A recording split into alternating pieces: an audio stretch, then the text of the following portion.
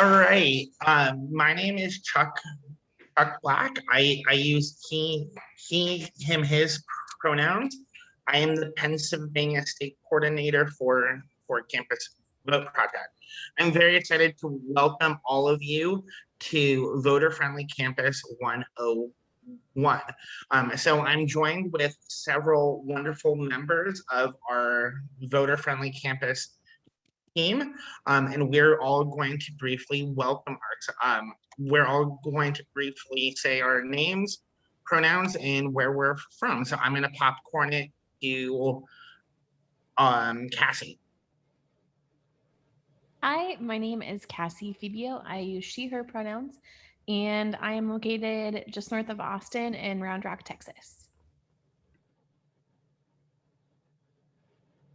And I'll popcorn to Alexis. Good afternoon, everyone. My name is Alexis Crosby. I am the Ohio State Coordinator, based out of the Cleveland area, but I service all of Ohio, and my pronouns are she and her. I will popcorn it to Kelly. I'm sorry. Are we just doing CVP or are we doing everyone? Sorry. Yes, our team. Oh, I'll popcorn it to Mike. Hey everybody, Mike Burns, he, him. I'm here with the Campus Vote Project team. I think Emma, you want to go, and then we'll get our other speakers as well.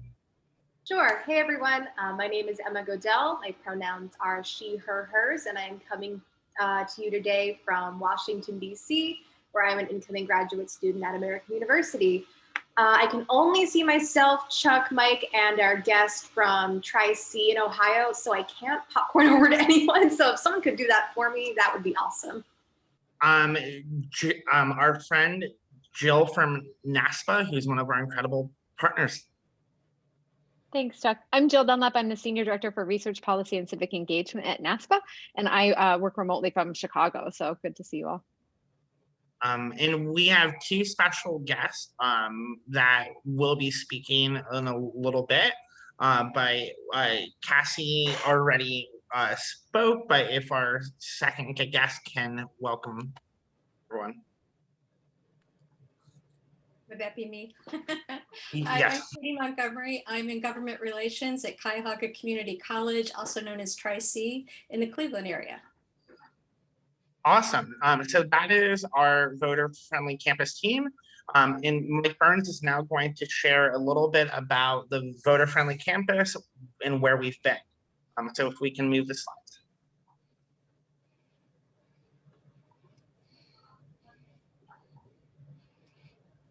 One more. Yeah. Awesome. So yeah, thanks so much for being here with us today. It is astounding to me that we're already into July for 2021. I don't know what has happened,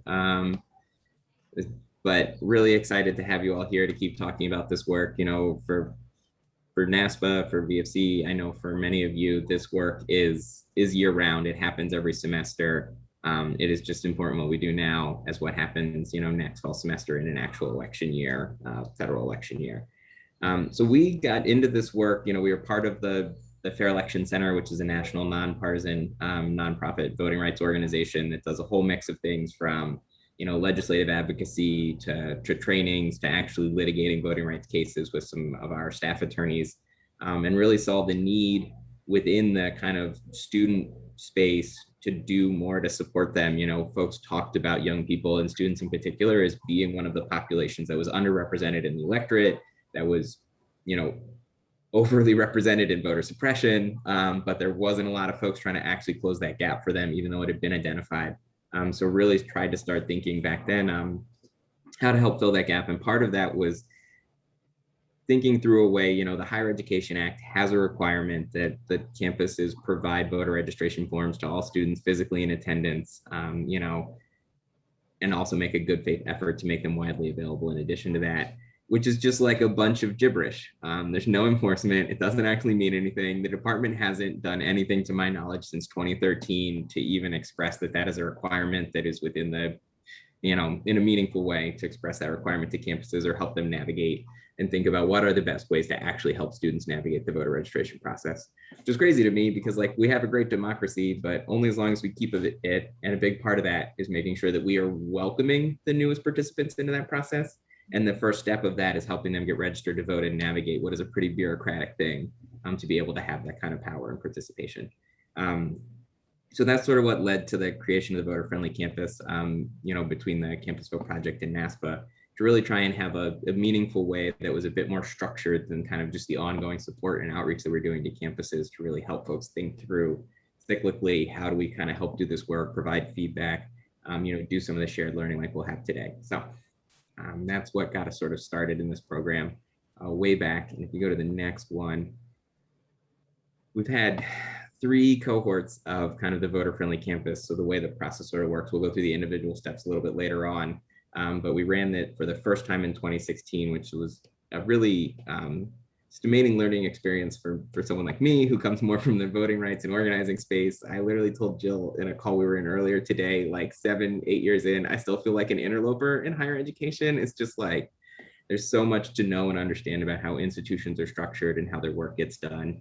That we're still kind of trying to always learn and understand and adapt different strategies and tactics to best fit those circumstances. And that's a lot of what the voter-friendly campus lets us do, is get a lot of really awesome, passionate people together and think about how we do this work and how we help support each other. So we had 83 campuses kind of participate all the way through, finish all of the steps, and get designated as voter-friendly in that first iteration of the program. Wrote the first VFC report, which really focused a lot more on the individual strategies and tactics for voter registration, voter education, and voter turnout that campuses used. You know, put some of those lessons into effect for the 2018 cohort with the midterm elections. Had 123 campuses, even though it wasn't a presidential year. Finished that time around. Really dug in and started talking and looking at some issues around kind of like how to build and maintain strong coalitions to actually get this work done in a meaningful way across the campus in that report. As well as a number of issues of kind of diversity, equity, inclusion, in addition to kind of continuing to always think about and refine strategies for voter registration, voter education, voter turnout. And then this just like floors me, y'all. We had 235 campuses finish in that third cohort from 2020. Like, I don't have to tell all of you, but like last year was just like, it was a lot. And it would have been understandable for folks to want to turn their screens off, for a lot of the folks who do this type of work on campus where it is maybe not in their job description at all, or maybe one of 15 things in their job description to help do this type of work on campus. Like, I am floored by the commitment and the dedication that folks had to doing this work.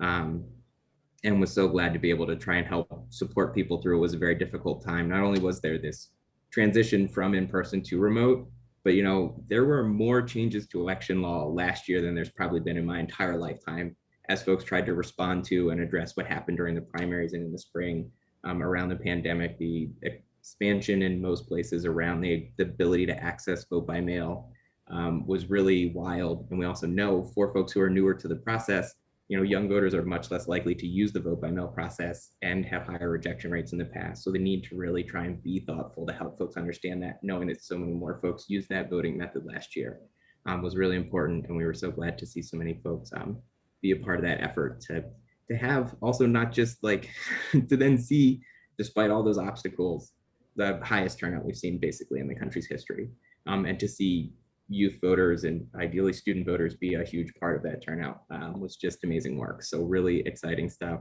Really glad that folks have been thinking about and doing this work so that we could be a part of that movement last year to help support that many voters actually participate and be heard at such an important time. So I'm probably maybe over, I will stop there and I will hand it off to the next presenter. So I believe that is me. If we could go to the next slide, I think that's helpful. My screen's just a little bit stubborn. Hang in there. I'm sorry. Oh, no worries. Then you got it. Chuck, would you mind just screen sharing for a second while I work this out? It's all possible. My arrow keys are a little bit stubborn. Yes, I can take the screen.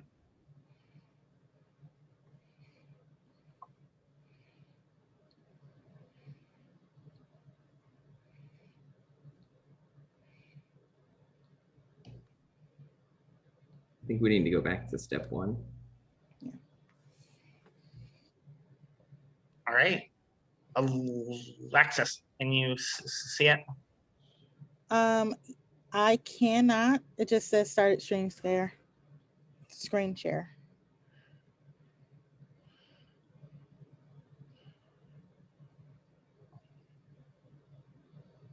Okay, now I can see your screen.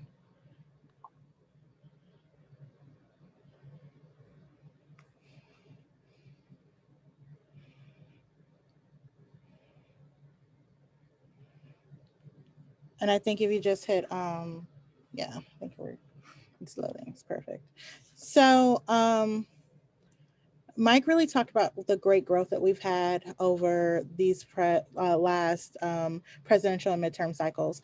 But you might be wondering how you get started if you haven't been engaged with us before. If you've been engaged with us before, you already, you're old heads at this. You already know what we're doing. But right now, we're at the beginning of our process for our new cycle. So what you do first is really start with a statement of interest. This lets us know that you're ready to begin this journey with us. So things that we're asking for in the statement of interest, which is live on our Voter Friendly Campus website. What's going on in your campus? Do you have a coalition? What's your coalition been working on in previous election cycles? What could you have done better? What are you looking at improving over these next 18 months to 2 years?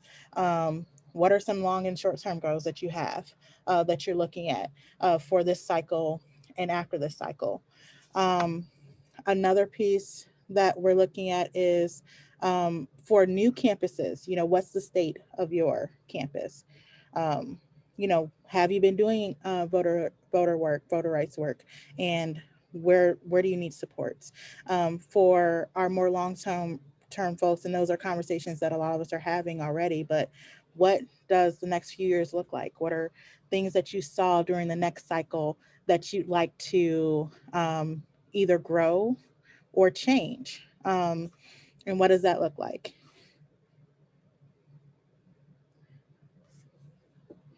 And Danielle asked, does this process apply to schools that are already VFC designated? And I would say yes, Danielle, and here's the reason why. Your designation is good until the end of next year. So in order to continue your designation, one of the things that we are expecting is for you to continue to improve on the work that you were doing during your previous cycle. So if you started a coalition, if you all did strong work, what's next? What are the things that you're continuing to do? And that would help you continue to improve the work that you're doing to make sure that all of your students can access their constitutional rights. Does that make sense? You're very welcome. And would you like me to go on to the next slide, Chuck? I believe Rachel Clay has jumped on, and she's going to cover action planning. Perfect. Oh, yep. Hey, everybody. My name is Rachel Clay. I am the Southeast Regional Manager with Campus Vote Project.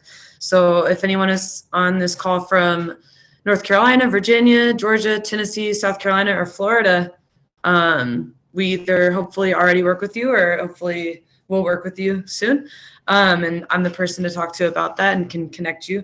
Anyways, I'll talk about action planning really quick. It's the meat of the work that we do. It's one of the most important parts of the Voter Friendly Campus designation process.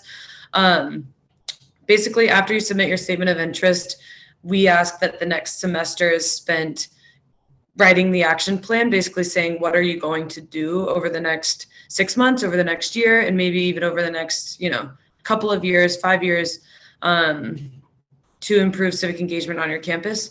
I wanted to just go over some of these bullet points, and I actually want to talk about coalition building and equity and inclusion kind of together, because I do think that they build off of one another. One of the main things that we do try to talk to schools about is the importance of coalition building and doing it in a thoughtful way.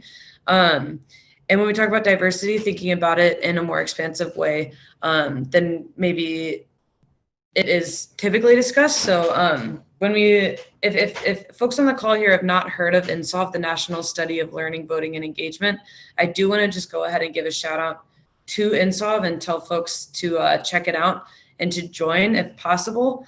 INSOLVE will give you basically an entire report on the data of your campus, who's registering to vote, who's turning out to vote, which groups aren't turning out to vote, which groups are, breaks it down by age, breaks it down by field of study, a lot of different other identity categories, in order for you to coalition build in a way that will fill in gaps so that you actually know where the gaps are. And when we are thinking about inclusion and equity, we are talking about multicultural organizations, we're talking about different ethnicities, we're talking about gender, we're talking about sexual orientation, all those sort of things. But I think that one thing that we want to make sure folks are also thinking about is covering all their bases as far as different groups of people on a campus. So not just talking to folks that are in the political science department, but talking to folks that are in STEM, talking to business classes, making sure you're talking to staff, making sure you're talking to faculty, folks that are in the, chancellor's office, basically making sure that, like, when we think about coalition building, that we're not just reaching out to groups that obviously are involved politically in things, but also reaching out to groups that might be considered like less than political, but understanding that as campus community members, we all have a stake in what's happening. If we can go back to the other slide, that would be awesome. And then, so thinking about all that, basically the action plan, there's two benefits to the action plan that I want to just go over really quick. And that's not only is the action plan sort of something to follow in the next semester when you'll be implementing this, but it's a timeline really. We basically think about this in the sense of wanting everything to be better from one year to the next. We're not recreating the wheel, and we're also not trying to just hit the ground running once every couple of years. We want this to get easier from this semester to next semester, and then eventually 4 years from now have a lot of things that are implemented institutionally, that are policy, that are programs. So in order for that to happen, we need to make sure that we're tracking the work that we do, tracking what works, and if it is successful, how we can make that institutionalized and make that policy. I mean, we all know that like higher ed has a pretty high turnover rate for folks that do work in offices. And so also this can be really helpful for folks that are taking on this job to be able to look back and see what has already happened and what they need to be doing. And the 4 things that we really talk about in these action plans, we kind of break it down into 4 units, which is registration, turnout, education, and then that larger piece of institutionalization, which is what I was just talking about.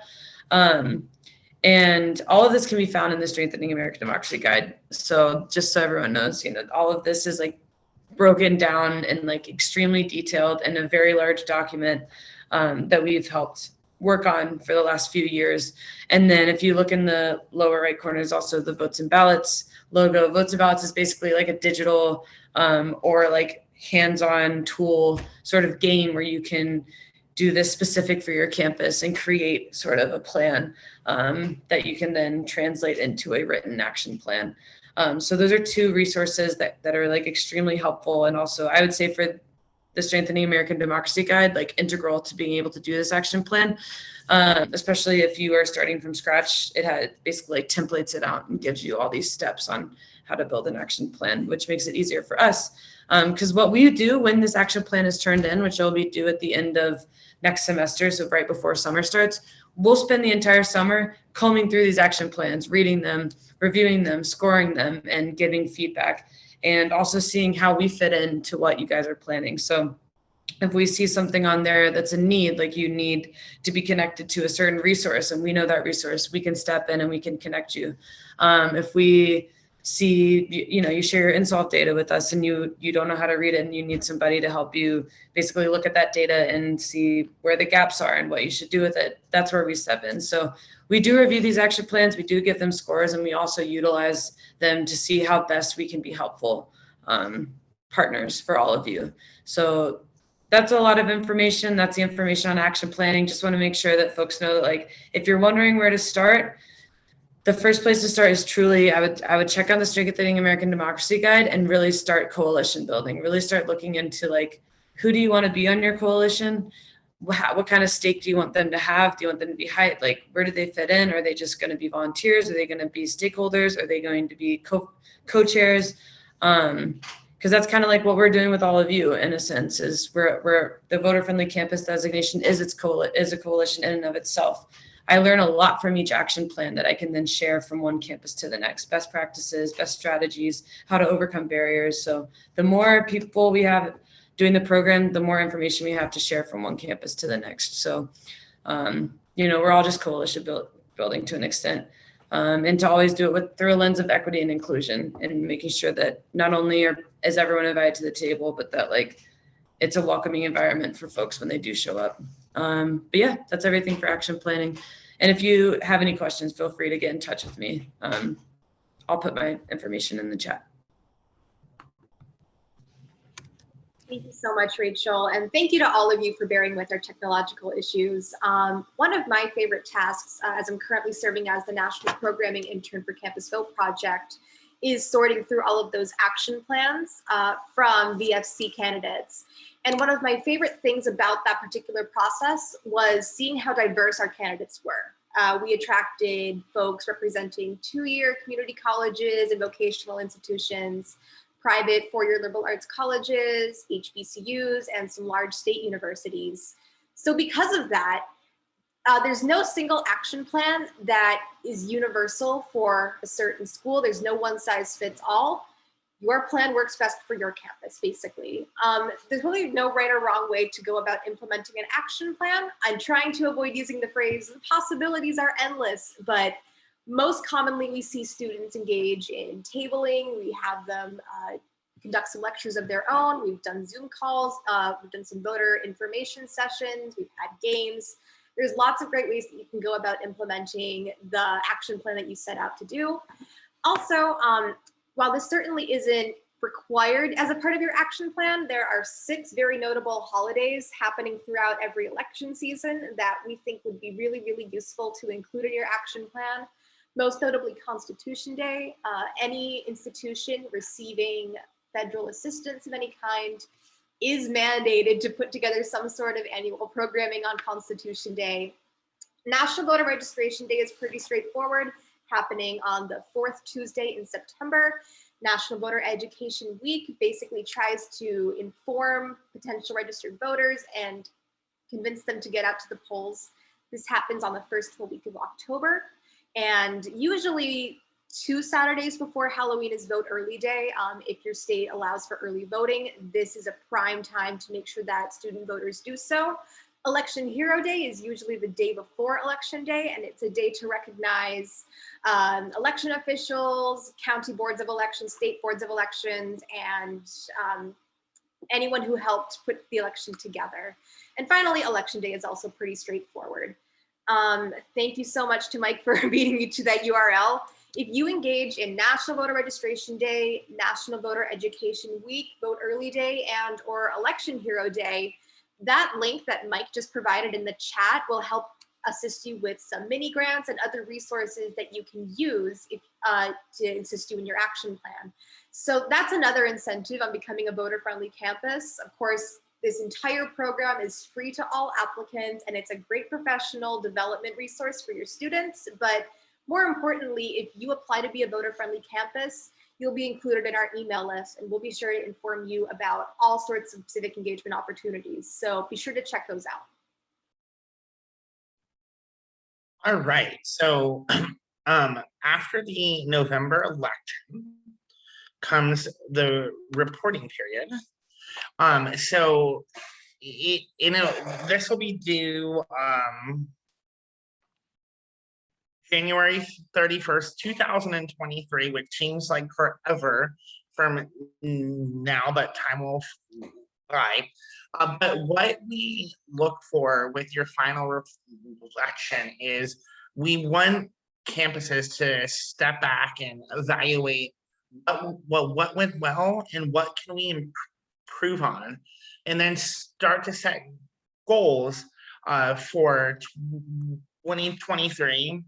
And I'm hesitant to say it, in the 2024 presidential election. But so this report is just so important because it really allows you and your coalition to step back and reflect.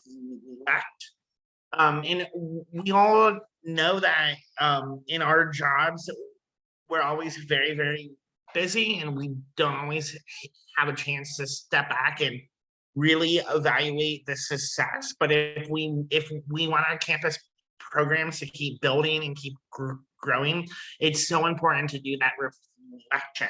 So then what'll happen at that point, we'll go through and score all the reflections, and that those reports also help us build the next voter-friendly campus report and really help us drive and guide our program. So this is the final step along this process, and I think it's really important to point out that if you enroll in voter-friendly campus, you're not doing this alone. You're going to have the Campus Vote Project staff, the NASPA staff, your state coordinators, your regional managers. You have a team of people who are dedicated to this work, who we are here to help you and to support you. Every one of us has sat down with campuses and provided guidance and support on action planning in the final report, and that's what we are here to do.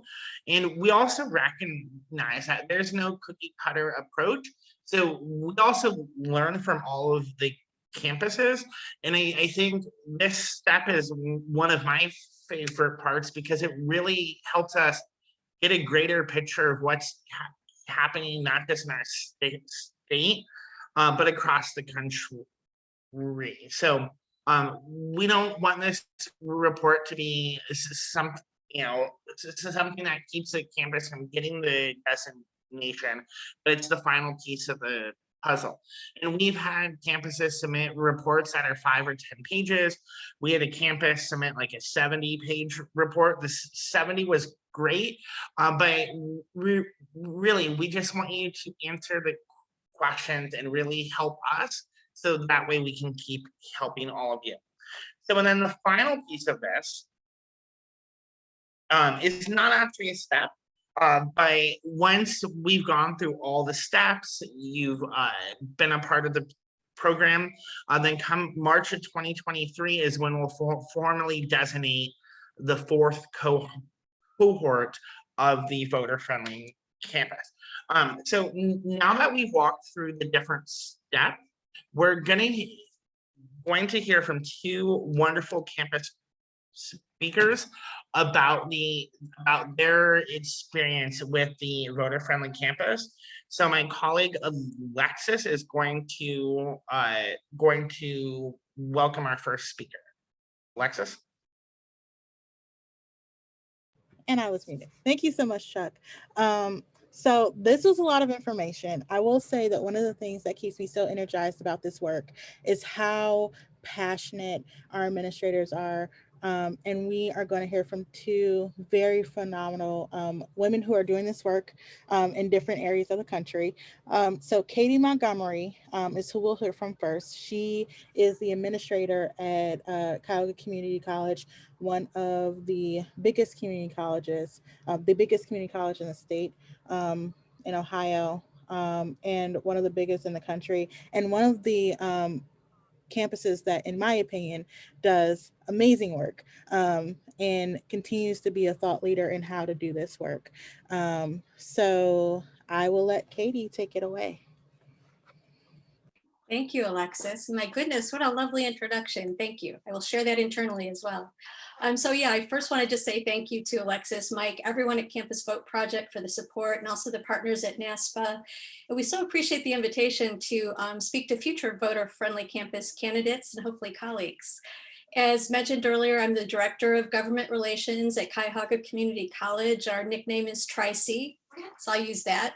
Located in Cleveland, as Alexis just noted, we're Ohio's oldest and largest community college, and we serve just over 50,000 students each year. So This is a tremendous program for Tri-C, and I think for any institution for a number of reasons. To start, a basic tenet of our college, and I'm guessing by your interest here today, yours too, is building student engagement. We know that 85% of our students stay to live and work and ultimately vote in our region. So in addition to year-round promote the vote campaigns, we like to find programs that allow us to build platforms for widespread civic engagement. And Voter Friendly Campus does that for us on a number of levels. One, it provides a meeting place for civic engagement throughout the college for students, faculty, and staff. It's one of those platforms that everyone can step up on and win and shine, and who loves civic engagement can find a place to help move that forward.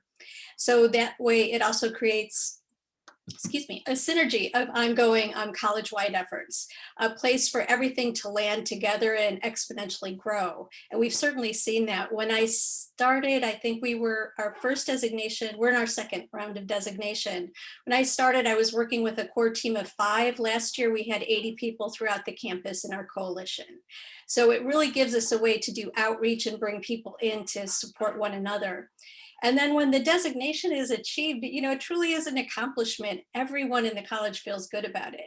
And it sort of gives you some bragging rights for your institution. We share this with our community partners. We share this with our elected officials. They enjoy the fact that we're doing so much in civic engagement. So it's just a win-win all the way around. But I guess lastly, and most importantly, it provides a clear path to nonpartisan civic education with entry points for everyone in the institution. So as you start this journey, some things that you might want to remember is, if you haven't yet connected with your government relations department or your public affairs, whoever is the designated group on your campus to do outreach to elected officials, I would do so.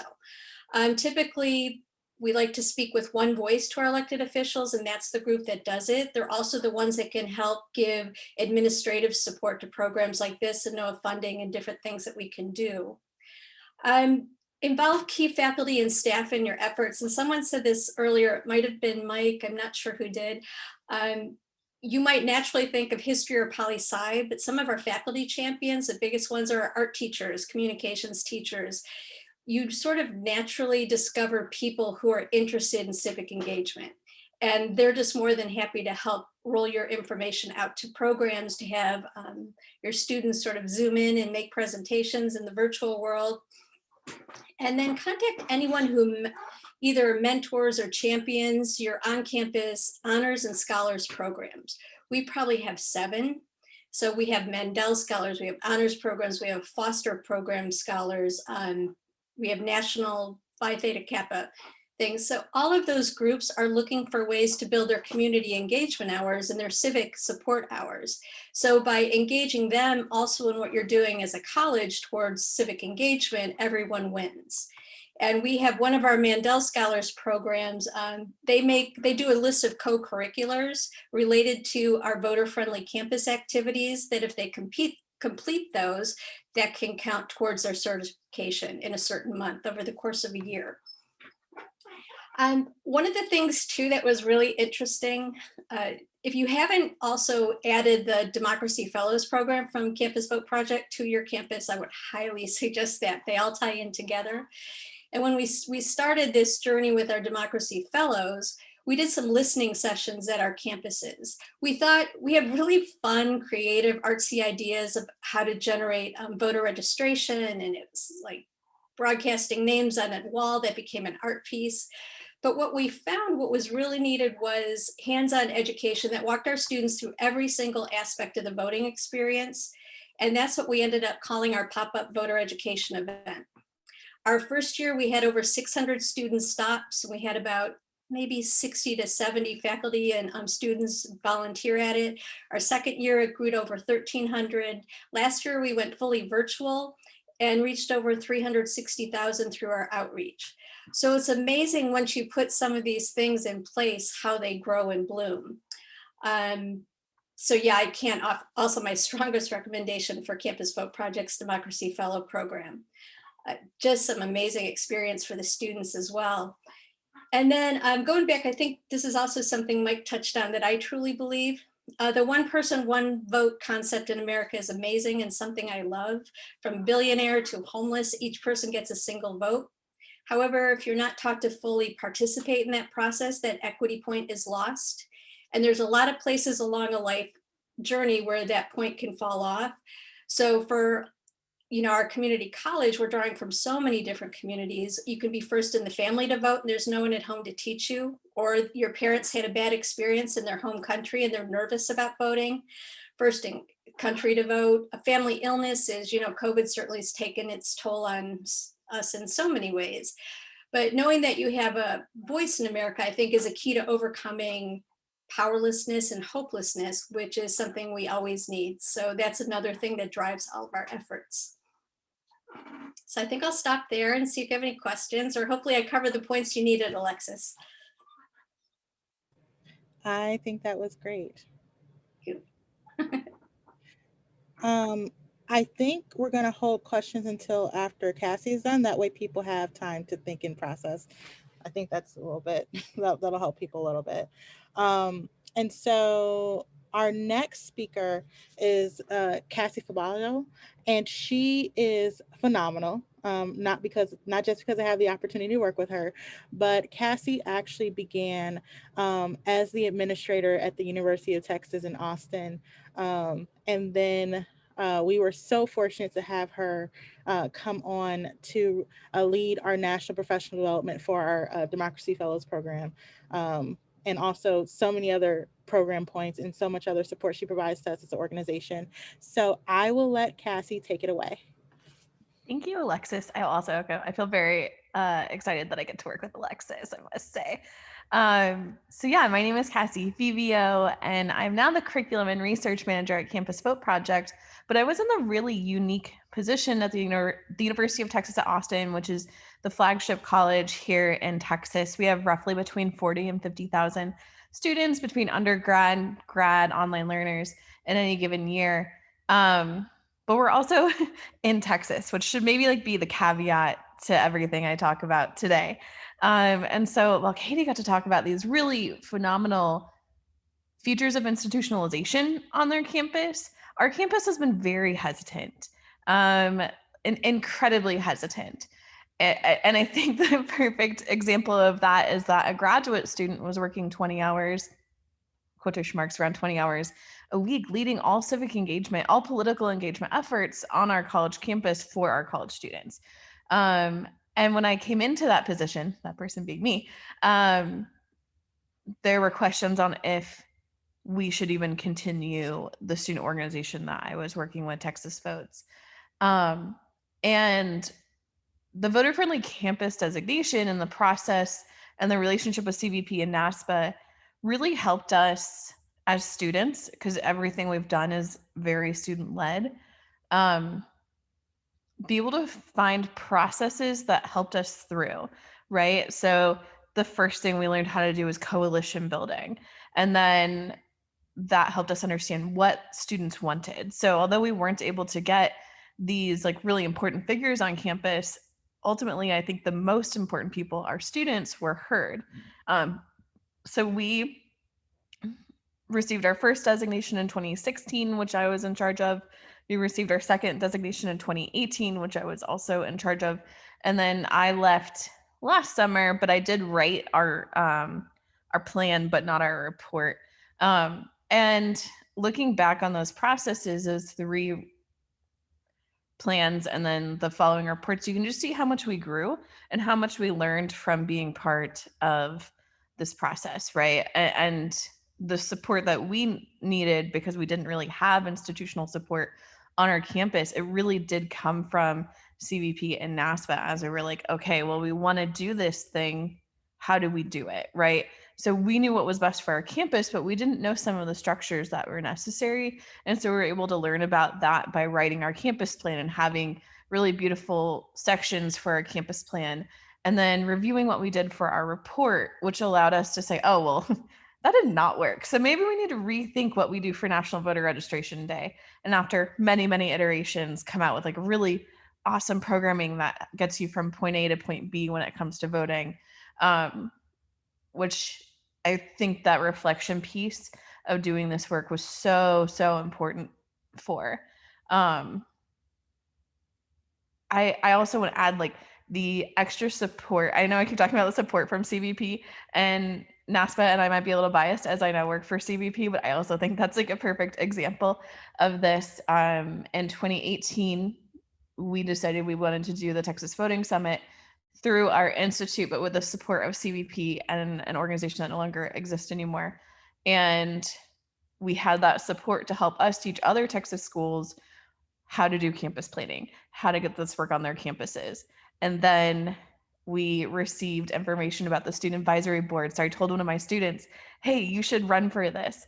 She joined the CVP advisory board and then became the student advisory board chair and ultimately became the first Texas state coordinator for Campus Vote Project, where we were then able to add democracy fellows to our campus. And eventually she was the person who said, hey, Cassie's leaving her position and we want to grow this way. So I think just that support throughout for students, whether or not we have fellows on your campus, is also very helpful when you are in a campus where you're not able to institutionalize this work in a way that goes super high up. I do think it is important to note that you can institutionalize sideways. So if you can't institutionalize through the hierarchy, you can institutionalize what you're doing, say it's like through a student organization. You write a really strong constitution. You make sure you're keeping contact. So there's always a succession idea for who will be next from that other student org or that institute for your coalition. What are our traditions? What do we do every year for these things that we know work? And I think from that, which is all built into your campus plan and the ability to evaluate how that worked, is how we went from a campus in a state where it is objectively very difficult to vote, as a campus that's often among some of the top for student turnout, especially compared to what we see from the rest of our state. And I want to attribute that to being able to really sit and think about what we're doing together and bringing tons of voices together on our campus. I hope that's helpful for everyone. I know that sometimes the picture that is drawn at UT is pretty stark, but I think what we have been able to overcome and be successful with is pretty incredible. Wonderful. So we are now going to move into questions. If people have a question for one of the speakers or one of the voter-friendly campus staff, you can put them in the chat and we'll take them, or you can even just raise your hand and we can call on you.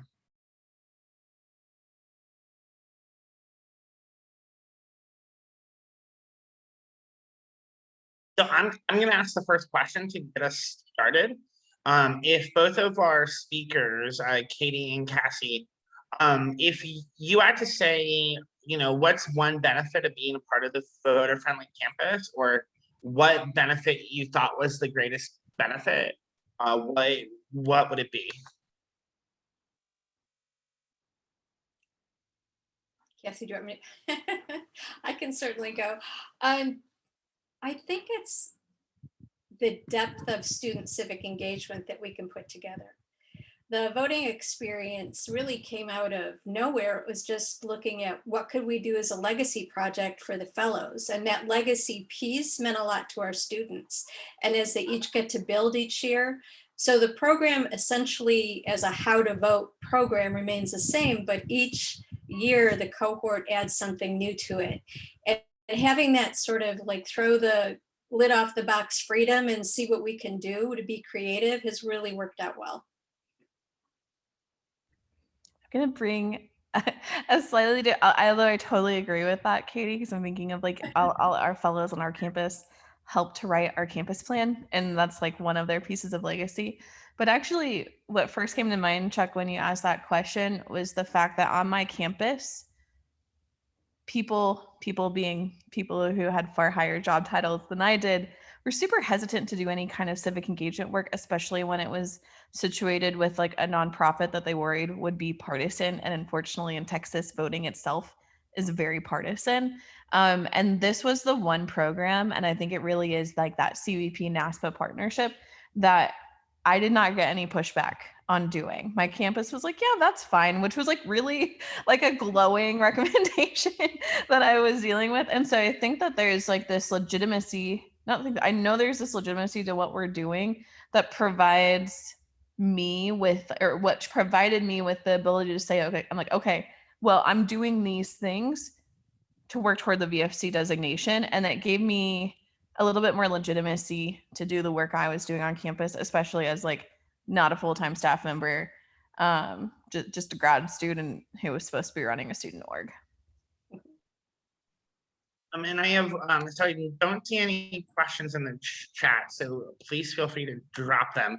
I have one more question for both the speakers. So once you got the designation, which at that point, we sent out a wonderful media kit that has social media graphics, press release. I would love to hear what your campus did with that. And if, what kind of support or recognition that your campus, gave both of your programs. Sure. Cassie, do you want to go first this time, or? Sure. So the first thing I did was tell our students, because we were the ones who were doing it, and our students were very excited. Our timing in 2018 lined up with around the time the All In Campus Democracy Challenge stuff was coming out too. So we were able to put out press releases that kind of combined the fact that we had won a number of awards through All In and also had received this designation. I think the press release got picked up by like our Daily Texan, which is our school newspaper, and maybe one of the local newspapers. I'm gonna be honest, my campus is like, sometimes it's better when they don't know what we're doing, so they can't stop us from doing it. So we weren't pushing too hard on that aspect of things, but I think that like what was really important is now when we are recruiting students to join our student organization, when we're talking about civic engagement on our campus, we can say voter friendly campus, UT Austin. Or when talking about the student organization, we can say Texas Votes, which facilitates the voter friendly campus designation, which we've received 3 times, right? We're able to plug that in again to like be like, yes, we are for real. Like we care about this and we do this. That's nice. Cassie, you're helping me realize how blessed I am to work for an administration that truly voter and civic engagement is part of our DNA. We're also a levy-supported institution, so everyone in our college is invested in making sure the folks in our community know what Tri-C is doing on an ongoing basis. So when we received the voter-friendly campus news release, we actually turned it into a college-wide news release, and it went out to all our local media. I got some nice pickup on that. It also hit all our social media channels and went into our quarterly magazine with a profile on 2 of the students at the heart of our first year's efforts. So, and we've continued to do that.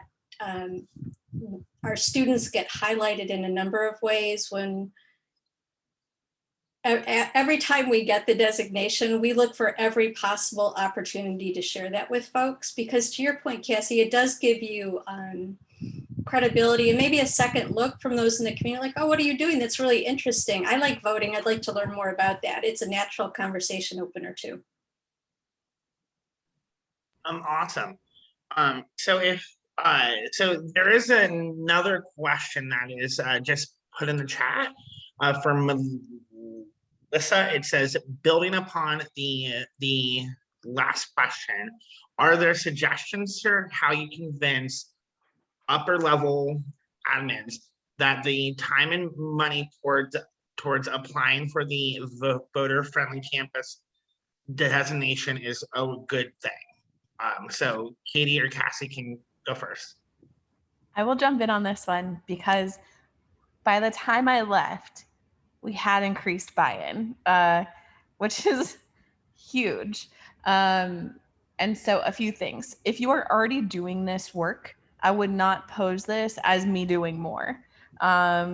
Ultimately, especially if you do All In and VFC, like you're turning in the same campus plan. We also have the report, which I think is probably really also very helpful for if you are trying to receive grants in this space. You have to do reporting on them anyway. So that's also like another place where you're just incorporating the work that you need to be doing.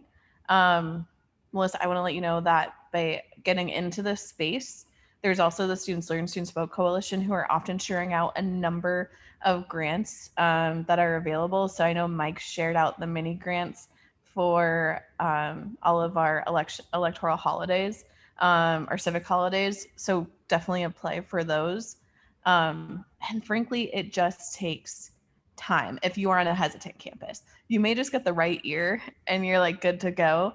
That was not the case. It took time and consistent asking and being really smart about who's asking for what on our campus before we had it also took a change in president on our campus, to be perfectly honest. We got a new president halfway through and we happened to know people who were coming into the new office, so we started poking a little bit more there. But it took us 4 years to get access to do voter registration during when students move on to campus. So I think like don't get frustrated, or no, you can totally get frustrated, but don't get down on the fact that like it might take you time to really institutionalize some of this work on your campus, because like if you just kind of keep at it with like help from many students, you'll eventually start to see things really come together. Like ultimately in 2018, we ended up registering over 350 classrooms for voter registration among just our student org and our partners. And that was because then people knew us and they respected us, and it was just a matter of time. And I'm sure Katie has like actually helpful things for campuses where they like aren't frustrated with democracy. Very helpful, you know. There's a couple of really practical things I would do. One, that this is a nonpartisan program. So we're always clear to say that we don't care how you vote, just that you vote and that you have the tools to do so, because that's part of a healthy democracy.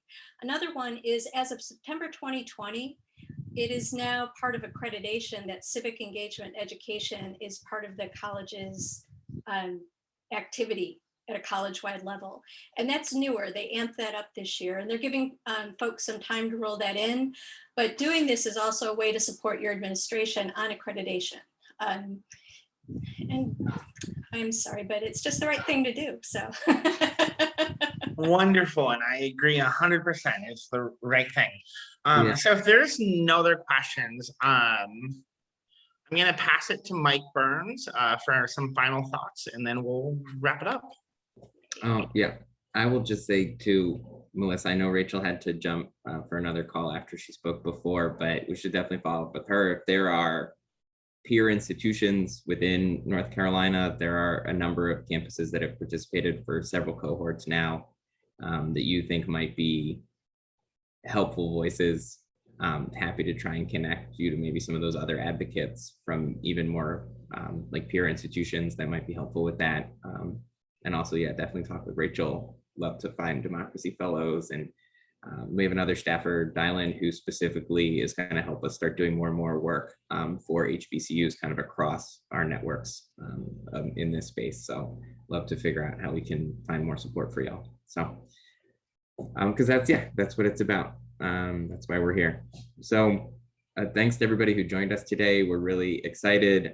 Just a quick note that I guess I will share too is that after looking through the campus plans and the campus reports each cycle, our team and the NASPA team put our heads together and kind of write an overarching report, kind of lifts up some of those like common themes, challenges, opportunities that we saw across the work. Obviously last year was very unique and there was a lot to consider in that. But we've got some great campus examples, folks like Katie and Tri-C and a number of other campuses that we've kind of pulled out to include in that. And that's basically all written up at this point.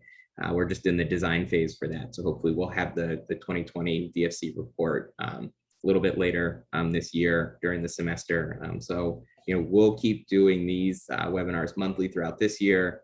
I think we'll take a break in December, but then starting next year too, kind of throughout the whole year, there'll be a full series of these things, and we'll have the monthly newsletter where we try and, we can always try and aggregate opportunities for grants or resources or new tools that are coming out to keep folks connected and supported in this work. So I would just say keep your eyes peeled for some of that as we start to go forward. And if you've RSVP'd for this particular one, at least through the end of this year, we have the Zoom set up as a reoccurring event. So you should get reminders going forward. So, but that's all I've got. Thanks for coming today. Thank you.